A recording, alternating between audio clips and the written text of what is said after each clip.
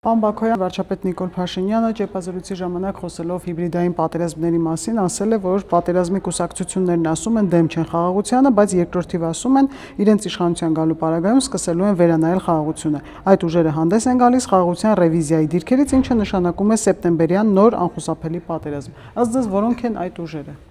Այդ ուժերը ակնհայտ են եւ կարծում եմ հիմա քաղաքական դաշտում բավականին ակտիվ են։ Խոսքը ռուսաստանցի օլիգարխի ձևավորած նոր քաղաքական ուժի մասին է խոսքը, ինչպես նաեւ Ռոբերտ Քոչարյանի եւ մյուս այս գծի մեջ ուժերի մասին է։ Եվ այս ուժերը չեն հանգստանա մինչեւ իրենց նպատակին չհասնան, բայց իրենց նպատակին հասնելու միակ միջոցը հունիսի 7-ի ընտրություններն են, եւ ես վստահ եմ, որ հունիսի 7-ին նրանք այլևս քաղաքական գերեզմանոց են նետվելու եւ այն ռիսկերը, որոնք ներկայացնում են, դրանք այլևս գոյություն չեն ունենա Հայաստանի համար։ Ռոբերտ Քոչարյանը օրերս հայտարարեց, որ ինքը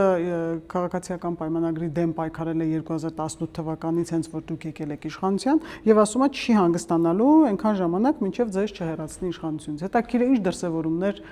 ինչ դրսևորումների ականատես կլինեք։ Անկեղծ ասած, ես չեմ պատկերացնում, ինչպես է հնարավոր օրինակ հանգստացնել Ռոբերտ Քոչարյանին, եւ այս մեթոդները թող իր քաղաքական թիմի գործընկերները գտնեն եւ հանգստացնեն Ռոբերտ Քոչարյանին, ինչ վերաբերում է մնացած հարցերին, թե ինքը ինչ մտահոգություններ կամ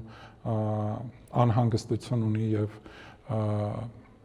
ինչ կերպ է մտածում, վստահ կարող եմ ասեմ, որ մեր քաղաքացիները եւ Հայաստանի Հանրապետության ժողովուրդը մտահոգվելու կարիք չունի Ռոբերտ Քոչարյանի իշխանության գալու մասով, որովհետեւ նախորդ հարցին ի պատասխան ասացի, որ նրանց տեղը ըստ էության քաղաքական գերեզմանոցն է եւ հունիսի 7-ից հետո նրանք այնտեղ են նետվելու։ Իդեպ Ռոբերտ Քոչարյանը ոչ միայն իշխանության այս ընթացքում հասցրեց քննադատել իր ելույթի ժամանակ, այլ նաև խայթեց ընդդիմությանը, ասելով, որ իդեպ սրանով էլ եմ տարբերվում վարչապետի այլ թեկնածուներից, նկատի ունենալով ձեզ հեռացնելու մարմաճը։ Ռոբերտ Քոչարյանը եւս մեկ անգամ եւս փաստեց այն հանգամանքը, որ ընդդիմության մեջ չկա կոնսենսուս եւ կա ներքին տարաձայնություն, պարակտվածություն եւ այս առումով Ռոբերտ Քոչարյանը այս հանգամանքը օգտագործելով, այս հնարավորությունը օգտագործելով փորձում է քաղաքական դաշտի առաջնորդությունը վերցնել իր ձեռքը, բայց 2021 թվականի ընտրությունները ցույց տվեցին, որ նրանք որևէ առաջնորդություն չեն կարող վերցնել իդեմս Ռոբերտ Քոչարյանի եւ 5 տարվա իրենց ընտրողներին խաբելու արդյունքում Ռոբերտ Քոչարյանը մտահոգություն ունի, որ իրենց ընտրողները այլևս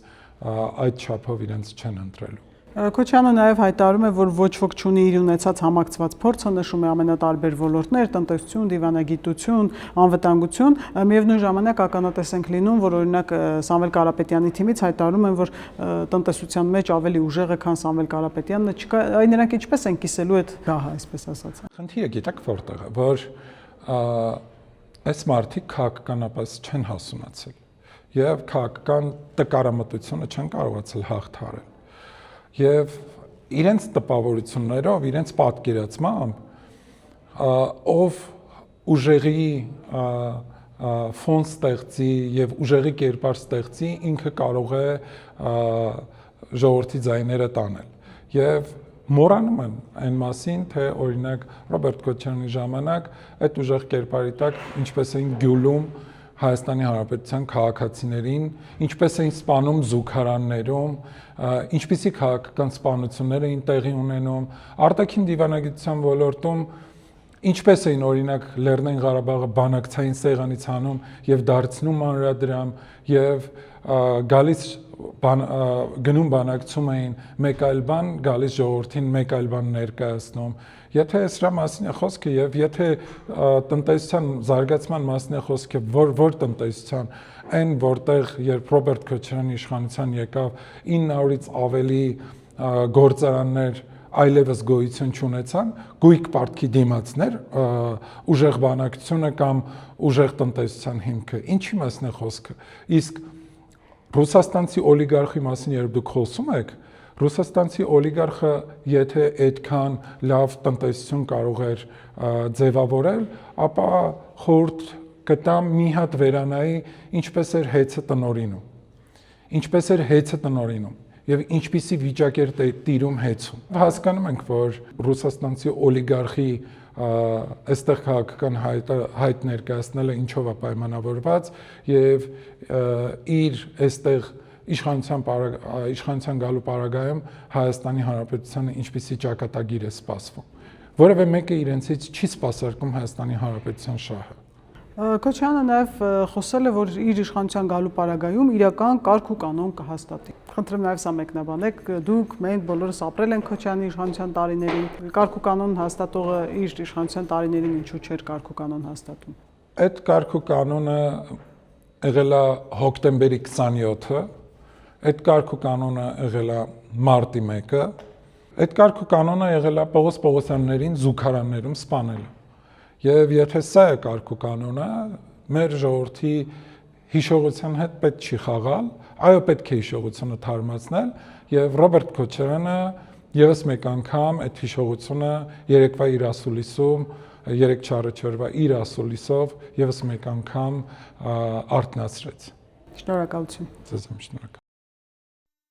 Հավանիչ տեսանյութը եւ բաժանորդագրվիչ նորությունները բաց չթողնելու համար։